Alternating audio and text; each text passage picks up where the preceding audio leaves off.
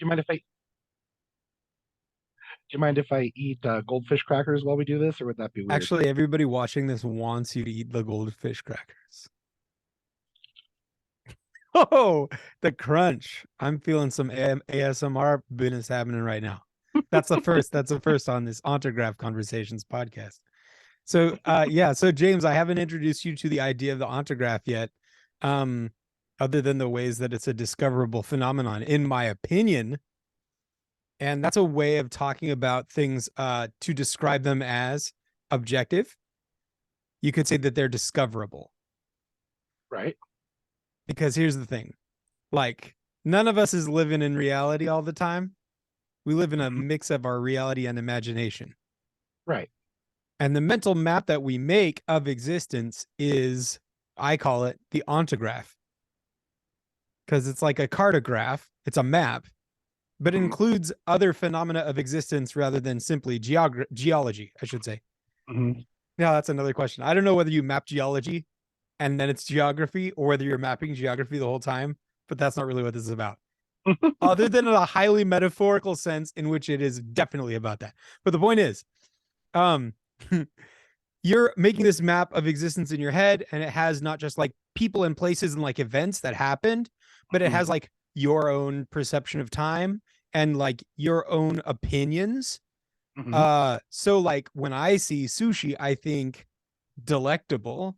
And when Mhm. some people see sushi, they're like, I don't like that mouth feel, right?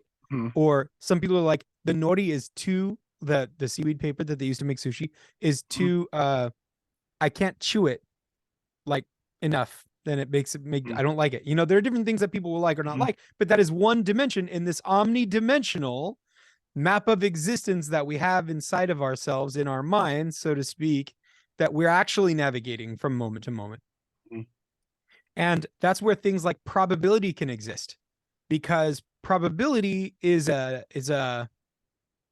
an abstraction, Mhm. and it summarizes what we don't know. And the more known factors that you add into it, the less, or the more probable, or sorry, the less variability there is in your probability, Mhm. because the probability of all past events is one. Mhm.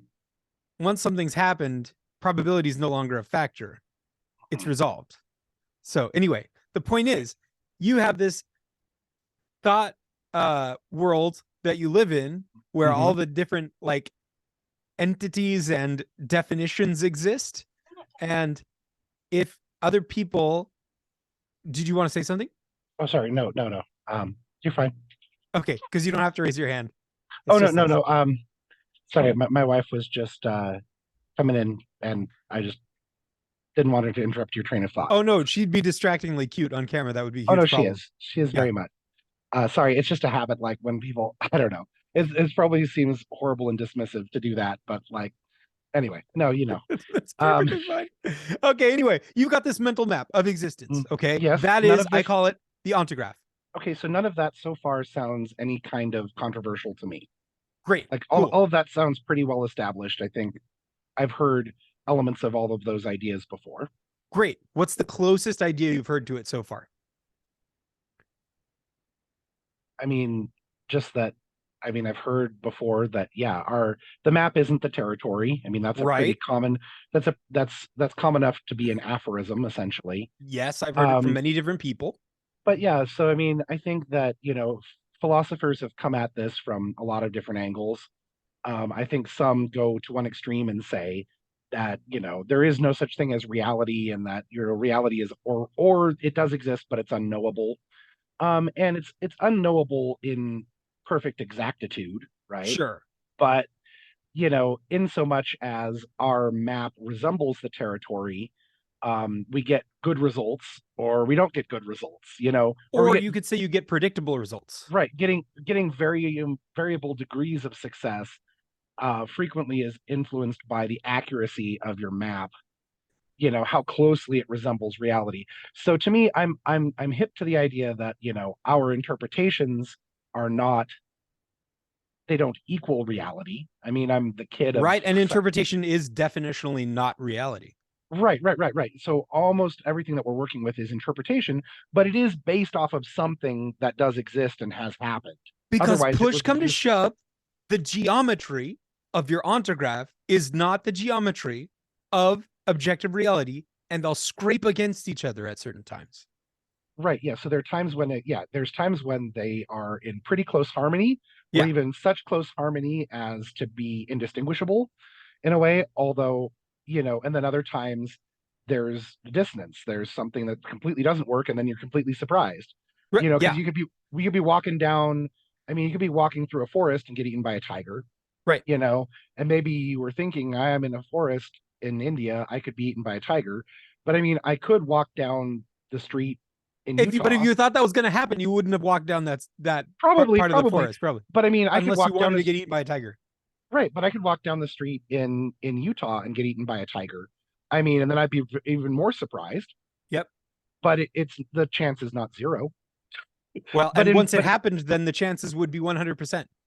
right, sure, okay. And So the mhm, truth would manifest that you didn't understand certain factors, and your ontograph, mhm, while you're getting eaten by that tiger, is mhm. desperate need of correction. And maybe there was, or maybe there is or isn't anything you can do about it in the moment. Um, but yeah, like your ontograph was wrong because your ontograph didn't have a tiger that was about to eat you. Mhm. Also, this reminds me of something very strongly in martial arts that I've encountered. As we were talking about in Tai Chi, and how, while Tai Chi may not be the best martial art for self-defense, excuse me, um, if you know it from a self-defense point of view, or at least theoretically, like try to make it actually transfer force into another human being, Yeah. that your knowledge of Tai Chi is going to be better than someone who only does it as exercise for old people. Right. Sure. And so like um yeah, or another thing, like my kung fu teacher, my last kung fu teacher really talked about this a lot. How that our school of kung fu did not actually have to be fighting based, Mm, but it was very common to have it be fighting based, and so much so as to almost be universal. But he said that didn't have to be a given, sure. because he saw it as a philosophical process whereby you were exploring the universe. And Mm, just so happens that fighting is a really great metaphor for other things that happen in the universe. right. Yeah. And so he was saying, like, because you can wave your arms in space and do whatever you want, like a dance, for instance, and maybe things are out of alignment and you don't notice because you're just sort of, noodle-arming, doesn't really matter. But you might think you have good alignment. Sure. But if you're just waving your arms in the air, there's no feedback for that. But if Sure. you're, There's if a video of a Marine fighting against a capoeira expert, and the capoeira expert is dancing around and doing flips and right, being unpredictable. But then all of the Marine is looking for, and sorry if I get the branch of the armed forces wrong here, is yeah, an opportunity to punch him in the back of the neck. And the moment it presents itself, knocked yeah, out. right. So if you're fighting with someone, it's authentic. You can think, I'm doing a good punch right now Yeah. in the air, but Right. in with absent feedback, you have no idea if it's a genuinely good punch or not. Right. If So you're it's a way trying to to clobber interact. someone, yeah, Yeah. if you Within actually objective clobber reality someone, live. right, yeah, you if you actually clobber someone, it was a good punch. Right. Even if you don't think, and then there are times when you see people fighting and you're like, man, that looked like a really weak punch, but Yeah. then the other guy gets knocked out. So you're like, Right. obviously it wasn't a weak punch. There are Right. even times when in martial arts practice when I've hit someone and I didn't perceive it as a hard punch, but Sure. they crumpled or went flying and said, Yeah. wow, you really hit me hard. And I'm like, Yeah. I didn't experience it that way, but here's this reality that you moved away from me very speedily. So, that's an area where I actually underestimated how effective I was being in that moment. Yeah. So, but it's really nice to get that feedback, and so that's why I think fighting becomes a really useful method or at least play fighting, sparring, what have you. Not going out and being a murderer, right? Uh, but I it's mean, a good method. murder's not very sporting. I mean, perhaps it Right. could be. Dueling was pretty indicative of a level of skill, you know. Sure. Yeah, exactly. It's Because not there are rules murder and stuff. though, Well, depending on who you're talking to. because it's Yeah, consensual. sensual. Depends on how they write the laws. But yeah, the point is, yeah, that's what's really refreshing about having a genuine physical contest with someone, is that you always have ideas about how it's going to turn out, but then you actually get to see for real how it turned out. Right. Right. And And you then get to scrape your ontograph up until it's, about the shape of objective reality. And if you had this notion that a certain kind of kick was going to be effective, you can go talk to someone who has more experience with it, and they'll tell you, look, this kind of kick, here's why it didn't work, like, because they have the ability to extract out principles that they can tell you about, like, principles. So mm, principles are, you could say, are part of objective reality or not, but people who take an atomistic view of objective reality will tell you, like, no, reality is like objects moving in directions. It's like, it's physics, it's forces, it's fields with energy patterns. They might tell you all these different things, like, and everything else that we observe about it is just principles that are useful in cases, right? And then when you get to the edge cases, say Newtonian physics breaks down and you need to move into Einsteinian physics or something like that, right? And then once you get to edge cases of Einsteinian physics, like maybe going back, like, say, in a Big Bang scenario or something like that, they'll be like, well, we don't really have math for this yet. In other words, we haven't been able to abstract out the principles that govern the situation. And yet, the notion that principles govern a situation is an article of faith. Like, you think that because you have principles that you find useful until you don't. mm, And since you can't, all of the principles, a principle has limited utility, and your estimation of the situations in which that principle will be useful is a stupid guess, like a flawed human guess, mhm. Yeah, you really need to read Range by David Epstein. I Okay, think he talks about some ideas that are related in a way, but I cool. don't need I don't need to pull it off onto that. Just throwing that out there for next time or something. Oh yeah, I'll So absolutely drink this book in the next week. drink it. That's I love it. Yeah. But yeah, so it also does remind me though that like you get people we sometimes we in fact we frequently misestimate the reasons for our own successes. Oh, So that is completely true. Our factor analysis sucks.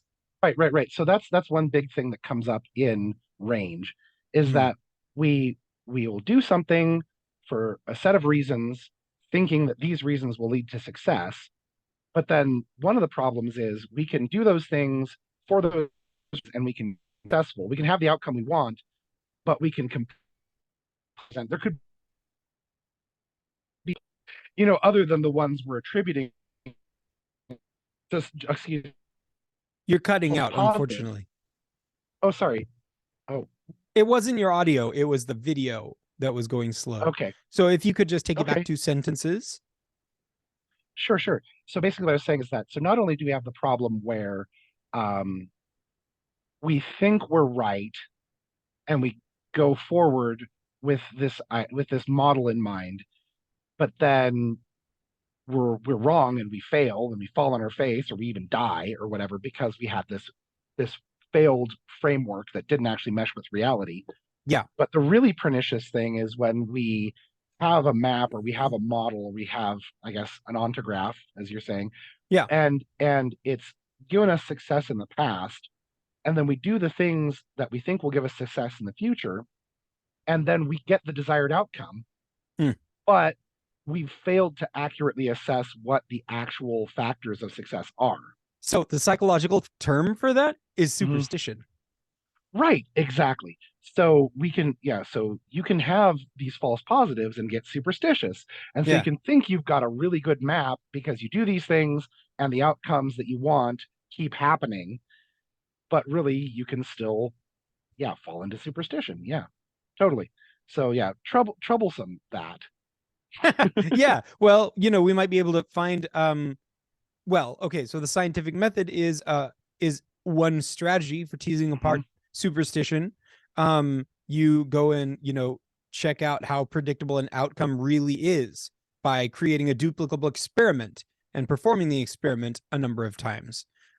Or just once if it's 2022 and you're in the middle of a replicability crisis. We have a huge problem right now where something like one half of experiments don't yield the same results even tried on this, with exact with strict adherence to the parameters laid out. So that's a big problem. Right. And we think we're generating knowledge, we think we're generating information that creates accuracy of an ontograph, but Mhm. we're not. Sometimes we Right. are. Yeah, yeah. It's But difficult. it's so hard to know. It's so hard to know. And I think that's where it comes in too, like the difference between someone who is good at doing something and Mm, someone who is good at teaching others how to do that thing. And they're mm, frequently not the same person. right. You have some coaches that were not good players. You've got some amazing players that are horrible coaches, Yeah, and then sometimes you've got people who are both. Like, right. And if you okay, get go someone on. who is both, that seems like the biggest win, but it's not Right, necessarily. right. It depends. It depends. So, okay, so I'm on board with what you're saying. Um, so is there more to it? Sure, yeah. There are like superstition is actually one of the things that demonstrates the ontograph concept very well. One that I've Okay. brought up in a few other conversations is fake allergies. People who think that they're allergic to peanuts and believe that they have eaten peanuts will sometimes go break out in hives. Hmm. Hives are always a reaction to an ontographic incursion, in my opinion, Hmm. because hives don't produce a response that generates positive outcomes. I don't understand this well enough, but I do know that people will just have an anxiety attack and have an allergic reaction, Hmm. or they will see a flower that they think they're allergic to, and before they find out that it's actually a silk flower that has never encountered the type of flower that they're allergic to, they will break out in hives or Hmm. have stronger reactions. So allergies might be ontographic in nature always. Or at least, well, they might be always. They certainly are some of the time. Yes. Okay. So we can demonstrate just by these cases that some of the time they are. But here's the thing: your ontograph, you don't have to be conscious of something for it to occupy your ontograph, right? You don't have to have articulated an idea for it to be in your ontograph. If you think you smell um a Japanese shoyu, what's shoyu? Soy sauce distillery, Okay. okay? But you don't. Like you placed some probability of an actual Japanese soy sauce distillery somewhere in your world nearby. You're like, I think there's one of these nearby. Okay. Mhm. And there wasn't one. Okay. But and what you were smelling wasn't even soy sauce. It was something else, right? But Mhm. so you categorize something away. Ooh, I might have gotten a little off track here. But you categorize something away, and your categorization is an abstraction. Mhm. And if your Right. body, even if you didn't see the rose but you thought you smelled it and then you reacted, or Mhm. even if you heard a sound and it sounded like a thing, then your body automatically reacts emotionally to the thing, even if you didn't realize what you thought it was, even if you didn't go through any like prefrontal cortex like cognitive processes at all. Those things are still in your ontograph. Okay. Okay. So Um, yeah. Now, question, because I haven't read Maps of Meaning by Jordan Peterson. Have you read Maps of Meaning? Mhm. Is this kind of related to stuff in there, or is it Oh, it's completely total. It's different? related to stuff in there. Yeah. Right, And but he not uses exactly. phrases like people confusing the map for the territory and Right. phrases like that and everything. But so here is a concept that is, you could say it's Jungian, okay? But we have like archetypes that we're born with in our ontographs. And by observing my chickens, I can tell that they have ontographical categorizations that are born into them, which are certainly not socialized into them, and yet they also have ontographic categorizations that are socialized into them. Okay. So chickens won't always necessarily eat bugs when they encounter them.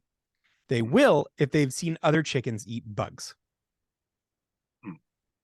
Even Okay. such natural yummies for a chicken as worms or a new type of grain or like frozen peas, they won't necessarily go eat them until they see another chicken eat them. But once they've Okay. seen another chicken eat them, they will go for them because then they mimetically receive a categorization that defines something as food. Mhm. Okay. And so it's kind of funny to see, the way, like I have like an associate degree in sociology, and we just talked about the way humans behave almost all the time. But what was much more interesting to me was the anthropology courses where we compared humans to other great apes, where it was like, this is not like a human thing. This is a all great apes thing, Mhm. And so being able to see like the behavior of, you could say animals with smaller ontographs or more specialized ontographs, they have much of the same behavior because they have to make decisions. And anything that has to make a decision must be operating from some inherited or mimetically received uh, principles that they're acting according to imperfectly. Okay, so so in your so you're just saying the ontograph is simply all of the interpretations or categories that we have for No, reality. no, because it includes feelings. And Okay. okay, and so your ontograph it is an attempt to describe what is, Hmm. but it attempts to do it by describing what it's like, Okay. because we don't we don't have a an objective reality sensation.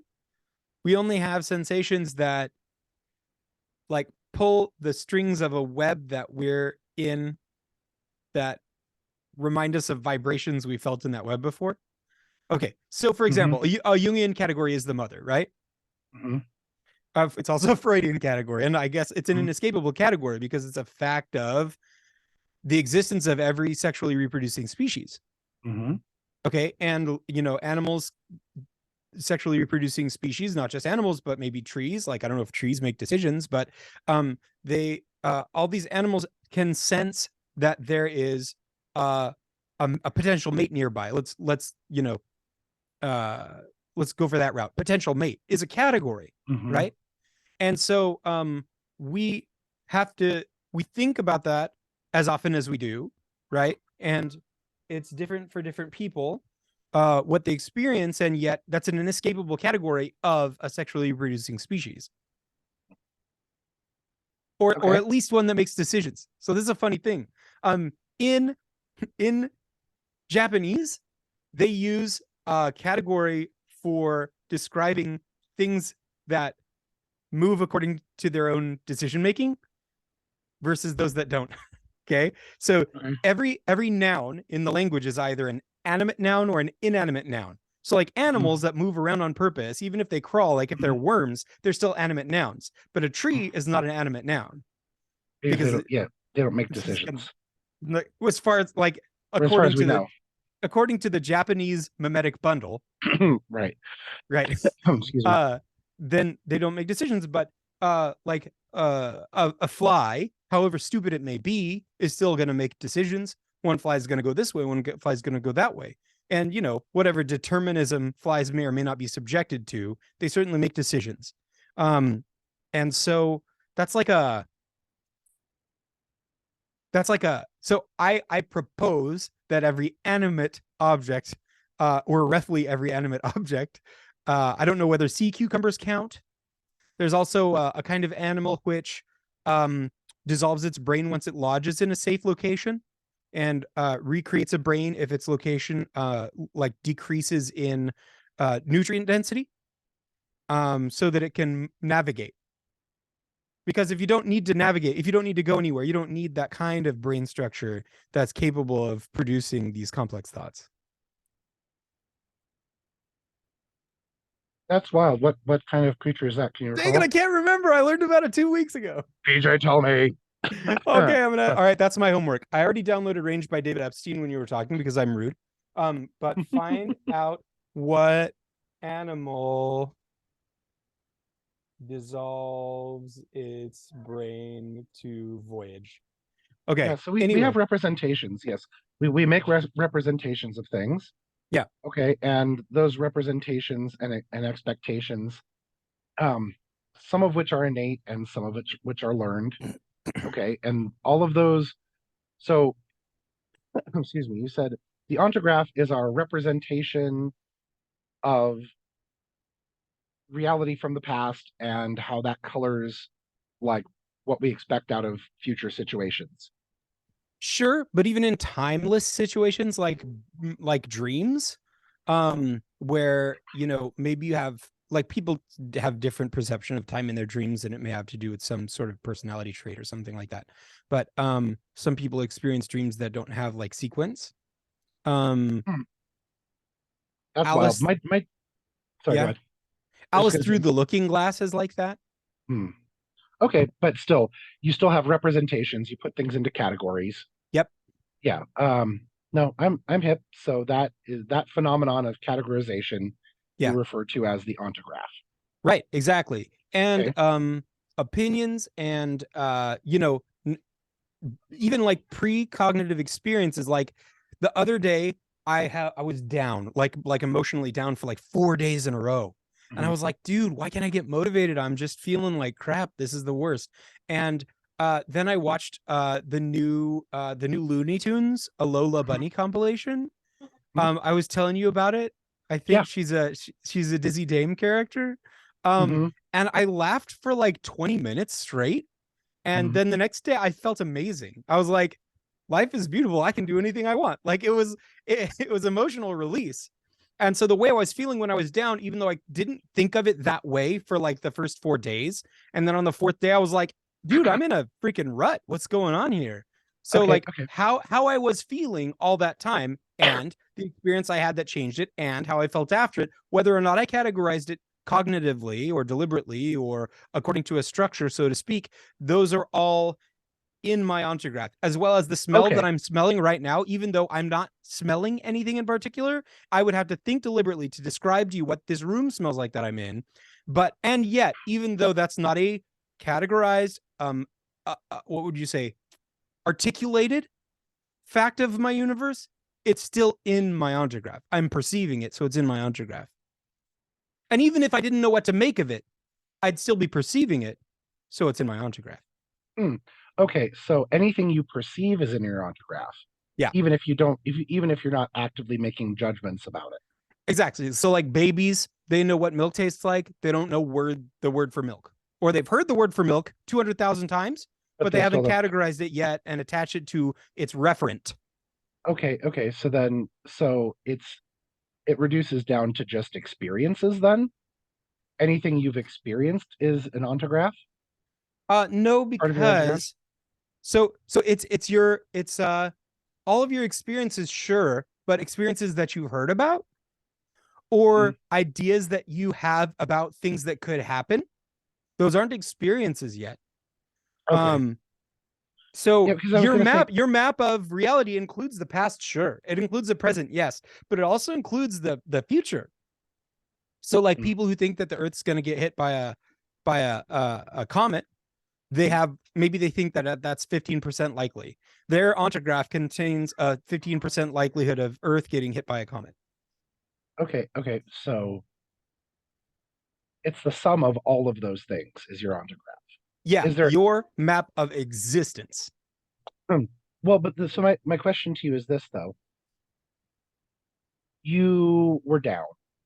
Yeah. You had an experience where you had an emotional release, and then that not only led you to feel happy then, but to improve your mood in a fairly durable way into the future, at least for a bit. For a few days, for sure, yeah. But and that's not what you expected going into watching the show, right? Yeah, I just wanted to show my kids some dumb Right. cartoons I so mean, they'd you settle down. expected maybe to have a laugh or two, right? Right. Maybe, Yeah. but not for it to like completely change like your outlook and like break you out of like a minor depression or what have you. Maybe that's an Right. exaggeration, but you didn't Right. expect any of that. So Right. now, Or that I'd be talking about it a few days later. And now hmm, I've like evangelized Lola Bunny to like 30 people already. right, sure, you're gonna start all kinds of. Never mind. Um, it's like I'm thinking about Gadget Hack Wrench and how she has a cult in Russia. Anyway, um, Classic. sorry. A lot of people love her over there. Um, so so that was not so you what happened in your life did not match your expectations. Right. But that's still part of your ontograph. What's part of Yeah. your ontograph now? Was it part of Right. your ontograph before you watched the show? No. I'm gonna go with no. Okay, so yeah.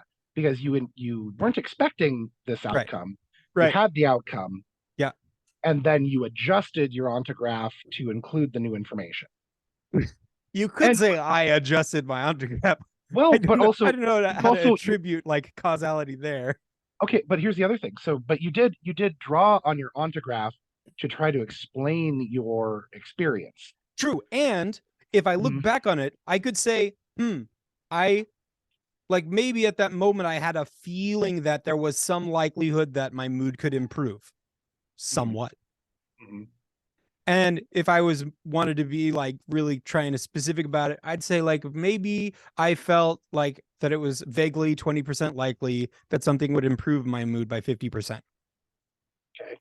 But instead, something 100% likely it improved my mood 80%, you know? Yep. And so that was surprising to you, but yeah. So it wasn't part of your ontograph necessarily. Well, I mean, I guess you But considered it a the notion that possibility, there are things that improve moods was part of my ontograph. right? So you were open to it. Well, yeah. So Right. that's And the even thing if with I you. wasn't open to it, it could have happened, right? Stuff happens that we're not open to all the time. Right, And it's right, not right, part of your ontograph. And so you react with a you know, you with your body's rigged for that, right? You react with like an adrenaline surge where you're gonna fight, flee, or freeze. Okay. And you like we're rigged for that because we're decision making animals and trees are not, as far as we can tell so far. right. Yeah. I mean, they do respond to stimuli, but yeah, they're not. Who knows?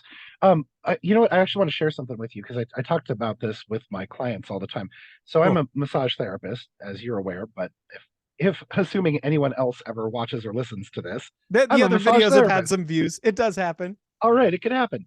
Yeah. Who knows? We put a positive thought out there. I shouldn't sound so skeptical. Um, but yeah, so I'm a massage therapist, and I frequently talk to people about their expectations when it comes to massage because, like, I I just like having these chats, and they are useful actually because, like, what's the difference between a massage and an attack? And that is actually a very good So question. I'll just pose that to you. I've heard of a variety of massage where you're actually whacked with branches of trees. Yes, exactly. So at the outside, you could say that looks like an attack. So like so there I get some common answers, but I have an answer that I favor. And I don't know, have I ever posed that to you, BJ? Do you recall if I've broached this with you before? Yeah, I think so. Okay, well, all right. Well, then maybe this won't be as good to ask you it cold then, because you wouldn't. I'd Because be I'm a little colored by warm a already. right. Yeah, Right. we've already talked about this, but a lot of people will say, because I'll literally ask them. I'll say, "What's the difference between a massage and an attack?" And sometimes they will be like, "Well, now that you mention it, I would have a hard time even saying what the difference could be." Because when you think about it, they're actually substantially similar in many cases. Sure. Um, but the most common answer that I get right off the bat is they say, well, whether you're trying to harm me or trying to hurt me. I'm like, No, oh, because well, you could come and give me a back rub and I'll be like, don't touch me. right, exactly, exactly. I think that's a reasonable answer that a lot of people give to It's a start. great first draft answer. Right, right. But yeah, and I do think that there's an element of that because if I'm not trying to hurt you, I'm more likely to be gentle. It's more likely to be received in a good way. Whereas if I just absolutely clobber you out of nowhere, Yeah. I'm probably going to do more damage. Yeah. So my intent does play into it a little bit. Right. But yeah, no, I think it's much more But it's the how recipient's intent more than anything, right? right, Yeah. how it's be Sorry. received if Should they let you want it. talk. You're good at it. What? I should Okay. let you talk. You're good at it. Thank you, thank you. But yeah, so if someone says yes, I've had seriously people be like, yes, I want a deep tissue. I'm like, okay, but like how much of a deep tissue are we talking about? They're like, I want you to put a hurting on me. Like I want Mm-hmm. you, like, don't worry about bruising me. Right. And Go then when for it it. hurts, they're still into it. It's They like, love it. thank you so much for smashing my muscles. This is important. I appreciate it. And Even and though the it ones hurts. and the deep tissue connoisseurs, the ones that are most that way, are the most likely to fall asleep on my table. More Mm. likely than anyone else to start snoring as Because I'm laying into those muscles they've off. lent their bodies to the process. Yeah, they've learned that this kind of feeling means relaxation, That's even cool. though to to 99% of the population, that would feel like an assault. But to these people, they've trained themselves that this means I have to relax. And so they have no choice to fight it. They only relax and they instantly go to an extremely deep place of relaxation and Dude. frequently fall asleep. So yeah, and that's really because they're choosing to receive it as a therapeutic thing, even though I'm like on the borderline of bruising them. Right. But yeah, Dang, but just cool. like you said, if someone is has that represent, maybe someone's been assaulted in the past. Yeah, Maybe they have very negative associations with touch. And right. then even an innocuous or even therapeutically intended touch, if not welcomed, or even they can come in and consciously say, I want a massage, Hmm. then lie there stiff as a board on the Yeah, table right. because subconsciously they're expecting to be attacked and Mm. not relax the whole time, even though they Or they just consciously. fundamentally haven't I'm sorry, that just cut out for me. They absolutely fundamentally haven't what? learned how to Oh, relax. I got muted yeah, somehow. I don't think I did anything. yeah. So exactly that. So it's all about their representation and expectation of what this touch means to them Mm. is really the Meaning, most in is it's and that map and that the ontograph they have for right, what different sorts of touch mean right. is the most important thing, I think, as to whether a touch is a massage or a touch is an attack. Yeah, totally, dude. So like meaning is like a crazy frontier all of the time because we talk about, well, we talk about meaning and it matters so much to human life and it doesn't matter to a rock and it Mm-hmm. may or may not matter to a tree. I don't Mm-hmm. know if a tree gets kind of cranky when you like blow crappy air at it and it's like, great, I have to lose this whole batch of leaves because you're smogging me out like a jerk. Um, but people do, people get, here's another crazy thing. People get really cranky with there's bad air quality and they won't realize that that's what's going on. And then their concept of meaning when somebody says something neutral to them is that it's slightly tinged negative and you'd be like, that guy's passive aggressive, but really it's that there's Mm-hmm. smog in the air and you're Sure. not thinking straight because you're not getting low blood oxygen or whatever, or you've got a bunch of free radicals that are wasting your white blood cells, so you're actually harboring some infections that cause a little bit of inflammation, and inflammation causes what is it, Okay. depression. But now, so just to bring this back to the ontograph, then Sure. those factors that are affecting you without you recognizing it on any mental level are not part of your ontograph, correct? Okay, they're not articulated in your ontograph. They do exist in your ontograph, but your manner of perceiving them is too vague to articulate it. It's low level articulation. So the Greeks believed in miasma or miasma. I'm not sure how it's Mm. pronounced. Okay. They believed in miasma, which means like a sort of goo substance or a sort of evil vibe that could Mm. inhabit a thing. And then if you touch the thing, then you get sick. Miasma, Mm. sickness, Yeah, illness is caused by miasma. yeah, Okay. yeah, yeah. I've heard that before. Okay, cool. So that's how they would articulate illness. And so they had germ theory, but it was miasma theory. And right Mm. now we even have germ theory, but it's trash because we don't talk about killer T cells that are floating around in your blood killing germs. We just talk about, oh, if I cough in your face, you might get sick. What does might mean? Might means I may have the correctly adapted, antigens in my blood that will keep me from getting sick, whereas this other person doesn't. So there's you could say that in our ontograph we actually have the concept of miasma, maybe, Mm. All right. instead of So saying that sorry, go ahead.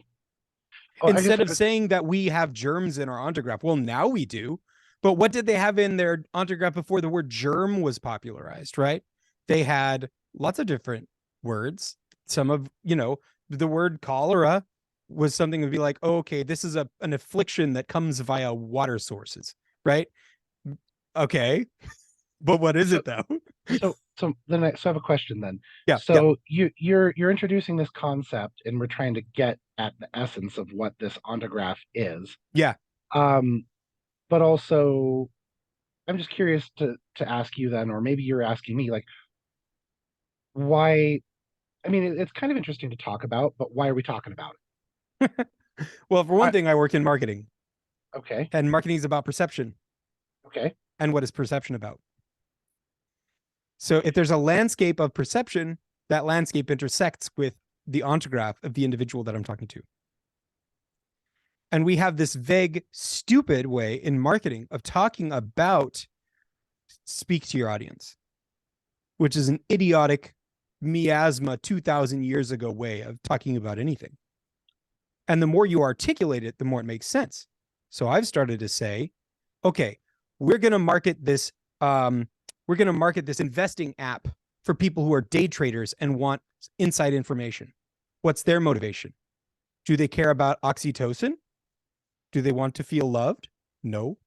Do they care about adrenaline? Yeah, some. Yeah.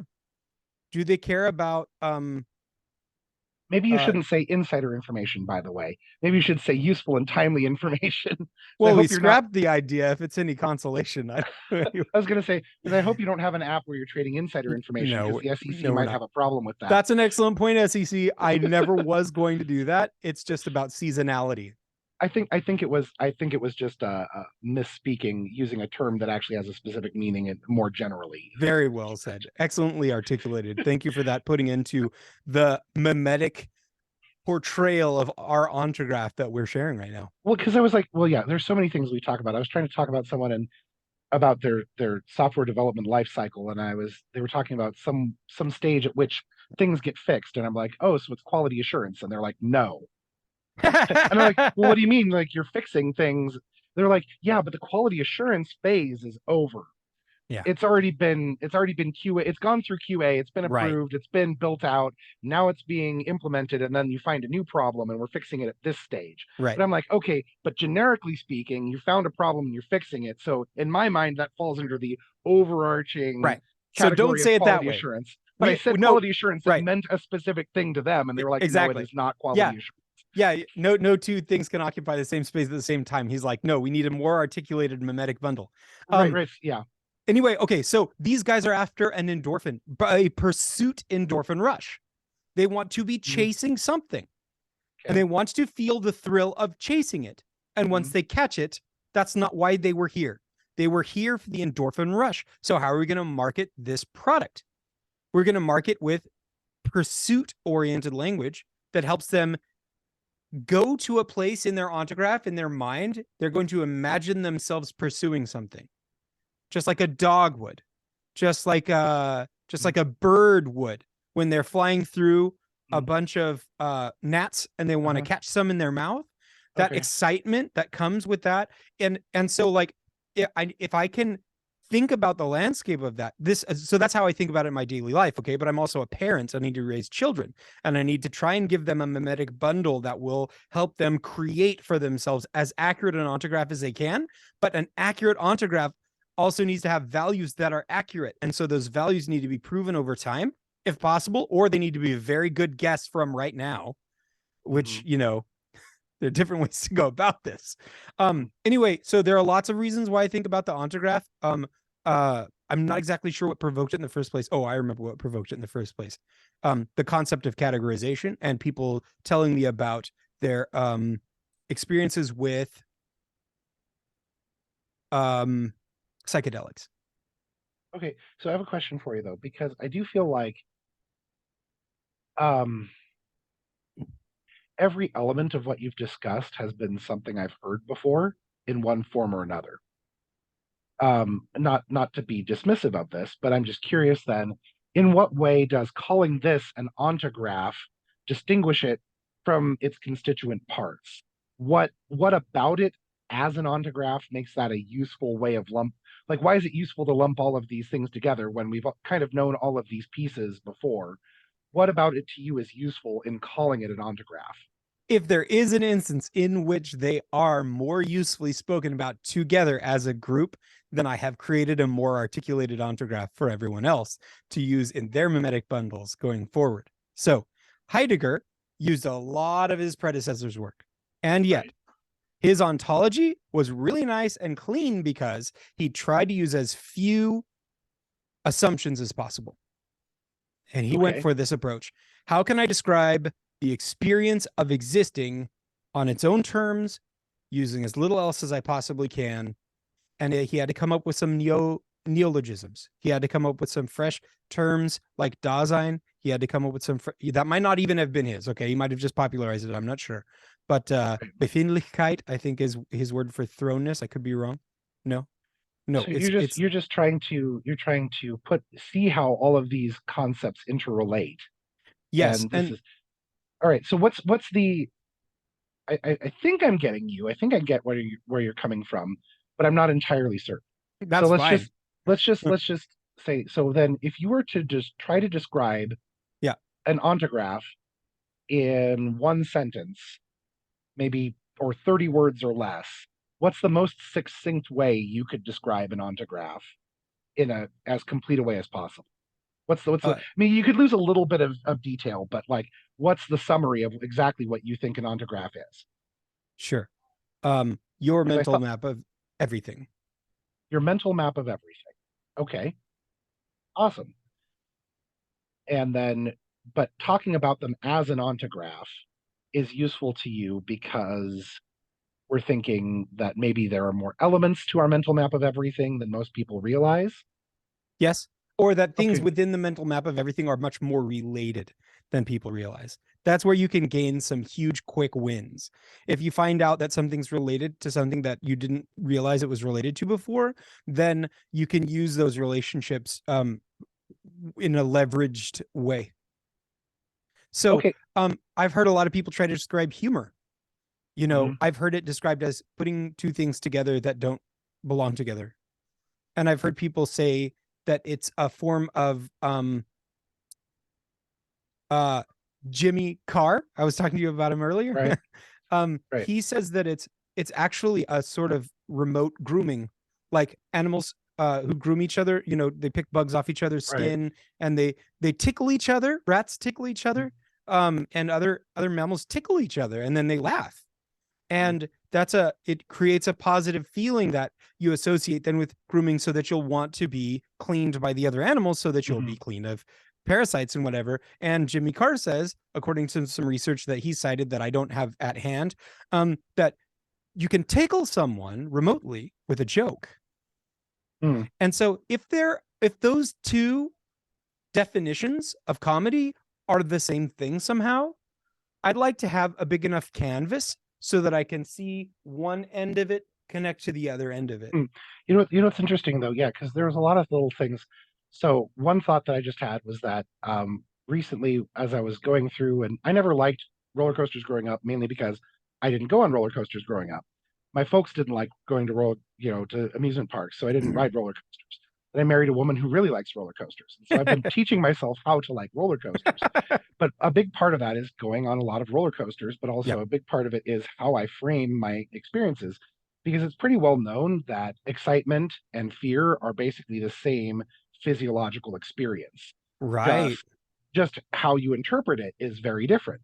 The meaning So you attach to it. Right. if you're scared of roller coasters and you get on a roller coaster and you say try to psych yourself up by saying I'm not scared, you're not going to believe it because you feel this intense feeling. So saying I'm calm is obviously a lie because you don't feel calm. But if Right. instead you say I'm feeling excited, you reframe it, right? Yep. And Yep. then you're much more able to have fun. And I've verified this for myself. When I say that to myself, I do have more fun Yeah. because I can't convince myself I'm calm because I don't feel calm. But Yeah. if I frame the excitement as opposed to terror, then I do have a much better time. And Yeah. I can still say, wow, that was really intense. I liked it. I'm not sure if I want more of that intensity right now, but I Right. did like the intensity I just experienced. But that's all framework. That's all framing that I Right. deliberately engaged in. Another thing to keep in mind, I really do want you to read that book, Range. At one point, the author talks about how it's really a love letter to generalists, and which makes me feel good because I'm Yeah. not really a specialist at anything. Well, maybe at massage, but um, because one thing he does mention is that in our highly specialized world, we're tempted to build these teams of specialists. Mhm. If you need to do five different things, get five different specialists and put them in a team together. But the problem is those guys will not do as well in many cases as one generalist Mm. because the connections happen across disciplines. Yeah. but they have to happen inside your brain, because if you're a specialist and you don't see the use of this one piece of information, that useless information is not going to get communicated to the rest of the team because Yeah. you've already filtered it before it even gets a chance to get shared. But if it's all inside of one person's brain, you can make all these interdisciplinary cross domain kind of connections, and then they're useful. And so that's why a lot of big innovators um, repackaged existing knowledge to great success. And so that's where generalists really succeed. And that's kind of speaking to the point of why you're saying this ontograph might be useful, is because you're saying it's a way that people might be able to make disparate connections. Right. So here's a fun thing about the ontograph. Everything in your Okay. ontograph contains your opinions of everything inside, right? Like, and Mhm. if it's not articulated enough for you to have an opinion of it, so be it. Or if you're a person who doesn't make opinions instinctively, like I don't really about like a lot of things, I just experience what I experience most of the time. Okay, then I won't put a label on that. It'll be what it is, and it'll have its own connections and associations with everything else that it reminds me of, and all that sort of thing. That's all part of my ontograph and everything too. But usefulness could be a rating of every single thing in your ontograph. Okay. And then you've got a usefulness threshold that's like above like a little bit, which is going to Mhm. be subjective, of course. Mhm. And you could pool all those things together, and that is the definition of tools. Oh yeah, so they also talk about in range. They talk about a study that was done when Russia was trying to industrialize, Hmm. and they were really going out to all these people out in the all these farmers, that these peasants of the land that had never had any formal education, right? And they were being forcibly educated and standardized, right? Right. Yeah. And so in the 20th century, this psychologist, sociologist, someone, I don't remember, you'll come across it in the book. You can fill in details later. But yeah, he decided that this was a rare chance for him to study people who had been educated versus people in a very similar situation who had not had that education, and tried to get them. So like they were talking about, they were giving them these situations where they would say like, just give them logic questions like, how can you group these items, or what do these items have in common? And so they were given groups of items like gun, bullet, knife, like duck or something. And then they were asked, you know which of those doesn't belong to the group, right? And you'd expect it to be like duck, right? Because it's like it's a living creature. Yeah. Okay, I'll be done in like 2 minutes. Okay. Okay, I will. Just 1 second. So, yeah, I just want to finish this one thought. But Yep. they were like, okay, like the educated people now were able to see different groupings of things, right? And they Sure. would say, oh yeah, these are all tools, and that's a creature, right? But like the more traditional society people had a really interesting way of going about it. They're like, no, knife doesn't fit or something. And they're like, well, why doesn't knife fit? And it's like, well, the gun, you need the bullet with the gun to shoot the duck, Yeah. so you can eat the Because if the duck. And duck's in range to cut it up with a knife anyway, you can well, kill it with yeah, your hands. right, right, right. Now, granted, the knife could still fit in because you might need it to, dress the duck. But Sure. they would go. I mean, maybe that's not the exact example, but it But was but more that's like a that, different event than shooting the duck in the first right? place. So in their mind, they're thinking, I'm hunting this duck, and what Yeah. what would go? So the duck fits with gun and bullet Yeah. more than knife, Right. So we you have know? our borders that we draw groups out of. And the Yeah. reason I brought up usefulness is that there may be some extreme utility in finding a bridge between the objective world and the subjective world. And if exploring the ontographs in nature helps us understand the bridge between the objective world and the subjective world, Mhm. that could be a tool with immense utility. And so I want those in my ontograph. Oh, that's cool. That's cool. That's very cool. But the other parting shot is that I want to be clear that it wasn't trying to be judgmental of the less formally educated people. And I did actually kind of love that way that they categorized things, Yeah. Yeah. right? I thought that was very fresh, um, at least to my way of thinking, because they tended to group things like experientially. Um, Yeah. but the trick was, though, because they hadn't been taught the one thing where the educated people did actually clearly excel versus the less educated people was that they were more able to work around into differing groupings that they hadn't previously expected. Hmm. So an educated person, more educated person could come up with more different groupings out of random groups of things Yeah. than the uneducated people were. So they came up with a different grouping, but it's like when you tried to explain to them another way that these things could go together, it did not compute to them. They're like, no, no, you can't put knife and hammer in there. Yeah. Why are you telling me a knife and a hammer go with a gun and a bullet? We're not Right. using those together. It doesn't make Yeah. sense. And we're like, they're literally tools, guy. Their categories were about relatable experiences that they could, picture themselves in and And they were, perform functions in. yes, and they were less flexible when they were getting into the theoretical. And so there Cool. was a useful thing in the educational process, at least in that case, that, they were more able to reconfigure these things. I love that. I'll read that book and let you know what I think. Meanwhile, thanks for your last 2 minutes here. I hope you have Yeah, a yeah, yeah, yeah. successful evening. I got to go help my son do a school project. So, All but right. yeah, so I think I got it. Do you think I got it I think you got it. sufficiently? All right, Yeah. cool. I was Well, also just like fascinating hearing all your thoughts surrounding it and your reaction to it and oh yeah, everything. no, but I guess it really fits in very nicely with a lot of things I've already heard. So Yeah. it's just yeah, I could see it as an elegant way of approaching these related concepts that a lot of people have been talking about. So cool. I hope it catches on. Thanks a lot. Bye. All right, bye, VJ.